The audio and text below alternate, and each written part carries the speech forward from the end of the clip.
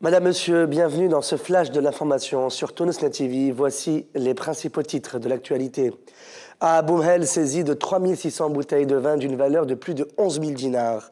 À Mehdeya, des ouvriers du mécanisme 16 appellent les députés de l'ANC à leur verser des dons. Arrestation de 460 recherchés lors de différentes campagnes sécuritaires. Basma Khalfewi lâche le premier ballon de la liberté. Et à l'étranger, au Mexique, 16 morts et 72 blessés à cause des feux d'artifice. Le directeur de la brigade de la sécurité publique de Belarus, Faisal Marweni, a déclaré qu'ils ont réussi à saisir 3600 bouteilles de vin d'une valeur de plus de 11 000 dinars. Il a ajouté qu'ils ont arrêté la personne qui la vendait illicitement à sa maison sise à Boumhel. Les députés de l'Assemblée nationale constituante, Karima Souid et Semir Betaïb, ont participé ce dimanche 17 mars au rassemblement organisé par le Front populaire et le Ouattad à la coupole d'El Menza pour commémorer le 40e jour de l'assassinat du martyr Chokri Belaïd. Les deux députés ont exprimé leur soutien au symbole de la parole libre. Semir Betaïb déplore l'inaction du gouvernement pour révéler l'assassin de Chokri Belaïd. Karima Souid a déclaré que sa présence exprime son soutien à la famille de Belaïd. La jeune Emina, activiste du mouvement féministe Femen, a expliqué samedi soir, durant son passage dans l'émission Lebes à Tunisnet TV, qu'elle se considère libre de disposer de son corps comme elle l'entend et que personne ne peut l'empêcher de pratiquer son hobby, l'exhibition.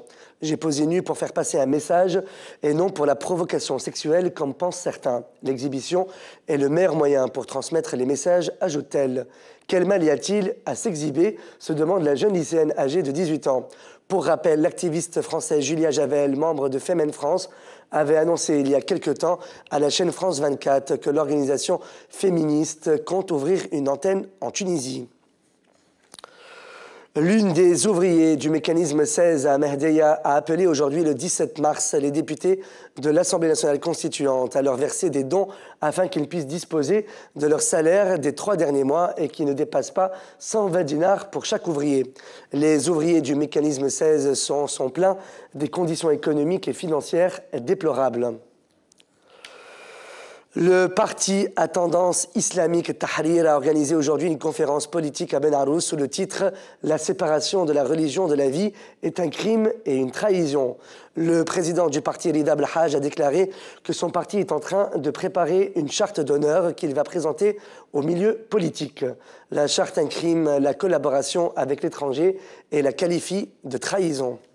Aujourd'hui, dimanche 17 mars, à la place du martyr Chokri Belaïd, Al-Menzassis, Basma Khalfewi a lâché le premier ballon de la liberté.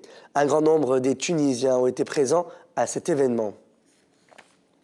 Toujours avec Basma Khalfewi, la veuve donc de Chokri Belaïd, a déclaré que le nouveau chef du gouvernement sera bientôt nommé ministre des démentis. Elle a ajouté que l'enquête de l'assassinat de son mari connaît des perturbations. Basma Khalfewi a souligné que le gouvernement tunisien ignore les demandes de son peuple. Une patrouille de la garde nationale a procédé ce samedi 16 mars à l'arrestation de 3 individus au niveau de Hajj Belayoun à Kérouan, sur la route nationale numéro 3, en possession d'une quantité de près de 20 kilos de zatla. Le trio a été interpellé après avoir tenté de prendre la fuite à bord d'un camion, mais les agents de la garde nationale ont tiré à balles réelles pour contraindre les fuyards à s'arrêter. Une source sécuritaire du ministère de l'Intérieur a affirmé au micro de Shams FM que les autorités ont réussi l'arrestation de 460 personnes recherchées lors de différentes campagnes sécuritaires à la capitale et dans les régions. À l'international maintenant, 16 personnes ont trouvé la mort et 72 blessés étaient toujours hospitalisés samedi suite à l'explosion vendredi au Mexique d'une camionnette qui transportait des feux d'artifice pendant une fête religieuse dans la commune de Nativitas dans l'état de Tlaxcala, centre selon un nouveau bilan annoncé par le gouvernement de cet état. Le précédent bilan faisait état de 14 morts, parmi lesquels 2 femmes et une petite fille de 3 ans.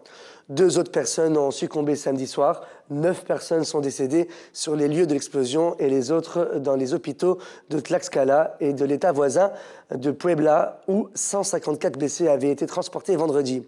Le président du Mexique, Enrique Peña Nieto, a déploré sur son compte Twitter le terrible accident survenu à Tlaxcala et a adressé ses condoléances aux familles des victimes.